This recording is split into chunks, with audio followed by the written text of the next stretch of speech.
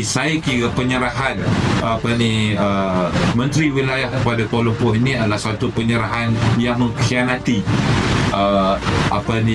amanah pemimpin-pemimpin terdahulu, dan saya kira orang Melayu tidak boleh maafkan perbuatan ini.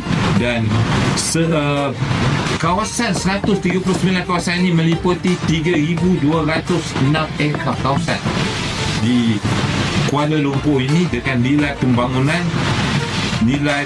kasar GDP-nya, Gross Development Value, 355 bilion.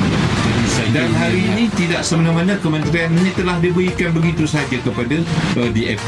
Jadi ini saya kira satu pengkhianatan besar Anwar Ibrahim kepada kepimpinan Melayu yang terdahulu, yang menyelamatkan Kuala Lumpur ini daripada tangan orang lain daripada selain Melayu, tapi dikhianati oleh Anwar Ibrahim dengan menyerahkan menteri wilayah ini kepada orang yang bukan Melayu.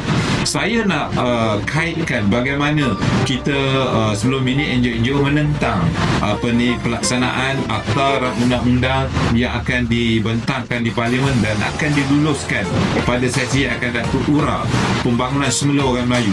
Saya nak maklumkan bahawa di Kuala Lumpur ini ada 139 kawasan targeted dalam data Dewan Bandaraya Kuala Lumpur. Dalam data KPKT bahawa kawasan-kawasan yang 91 buahnya adalah kawasan orang Melayu, kawasan perumahan orang Melayu, kemudian kawasan 14 kawasan industri, 14 kawasan bercampur perdagangan. Dan ini adalah perancangan masa depan Dewan Bandaraya Kuala Lumpur dan KPKT.